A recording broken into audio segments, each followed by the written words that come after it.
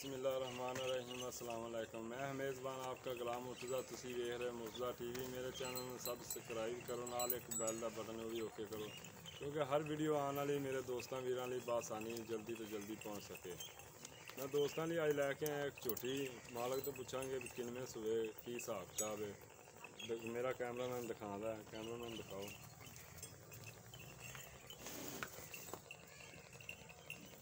तुसी पछाण खुद इनकी करनी है। तुहानू काली शाह झोटी है, मुठ का थन लग्या है, चंगा बिल है, क्योंकि ताजी सूई है। जे वाह हैगी है, वाह तो अक्सर झोटियां पा जांदियां ने, वाह ला जाएगी।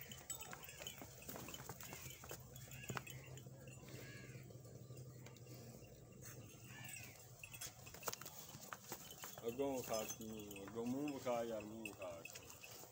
चल टोर ते विखा यार। कालियां अखां ने, थोड़ा जिहा मत्था सफैद है, चूर कुंडे सिंह ने,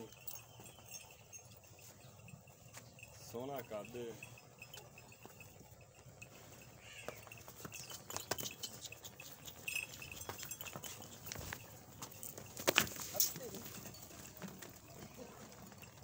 दस पे भज गई है।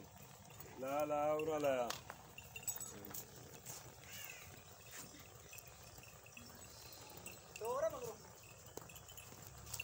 ये घर की झोटी है, व्यापार की नहीं दी, घर की झोटी है। क्योंकि असी अक्सर मैं घर दियां झोटियां बनाना मेरा अक्सर यही है कि अच्छियां भरावां नूं घर दियां लैके देवां मझां। पतली पूछ है, डरदी पई है कैमरे तो, थोड़ा जिहा इनू कर यार। चंगा लेवा है, सोहना लेवा ली खली है। खुली तोड़ रहा कुछ नहीं होंदा नहीं, तोड़ खुली।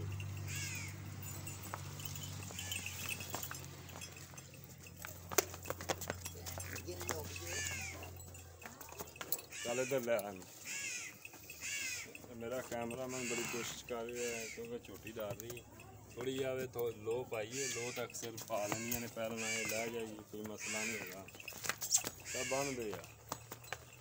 काली शाह झोटी है, दूजियां गल्लां मालक तो पुछने ये हिसाब किताब।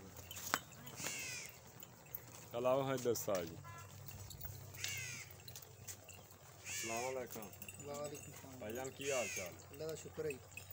की नाम है अपना? कासम। कासम भाई, ये किन्ने सूए? दूसरा सूई। दूसरा सूआ है भाई। कासम ने घर दी व्यापार दी? घर दी है। घर दी है, क्योंकि मैं ना कही जावां घर दी तुसी व्यापार दी लियांदी होवे। नहीं जी, घर दी है। घर दी है। ਇਹਦੀ ਮਾਂ ਮੂੰਹ ਤੁਹਾਡੇ ਕੋਲ ਹੈ ਕੋਈ? नहीं वो कोई नहीं, ਵੇਚ ਦਿੱਤੀ ਸੀ। ਕਿੰਨੇ ਦੀ ਵੇਚੀ ਸੀ? ਉਹ ਵੇਚੀ ਸੀ 2,15,000 ਦੀ। 2,15,000 ਦੀ। ਹਾਂਜੀ। ਅੱਛਾ, ਉਹ ਦੁੱਧ ਕਿੰਨਾ ਦਿੰਦੀ ਸੀ? ਉਹ ਦੁੱਧ ਤੋਂ ਥੱਲੇ ਹੈਗਾ ਸੀ 15 ਲੀਟਰ। 15 ਲੀਟਰ? ਹਾਂਜੀ।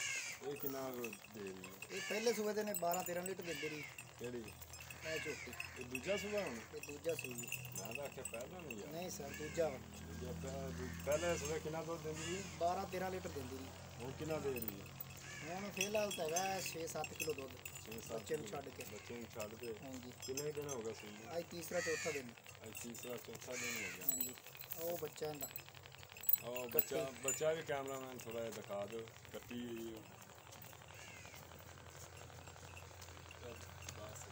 ਕੱਟੀ ਵੀ ਮਾਂ ਦੇ ਗਈ ਹੈ ਜੀ।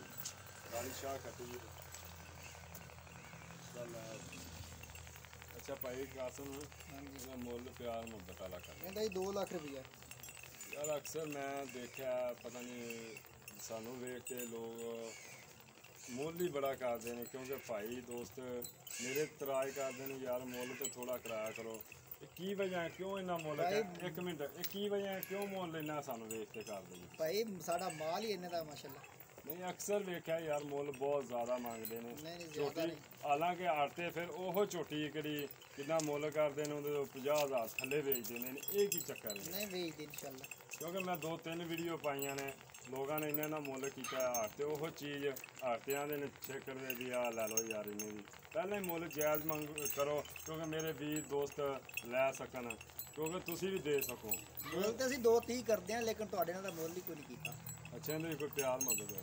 ਥੋੜਾ ਬਹੁਤਾ ਕਰ ਲਾਂਗੇ। ਕਰ ਲਾਂਗੇ। ਹਾਂਜੀ। ਠੀਕ ਹੈ, ਮਿਹਰਬਾਨੀ।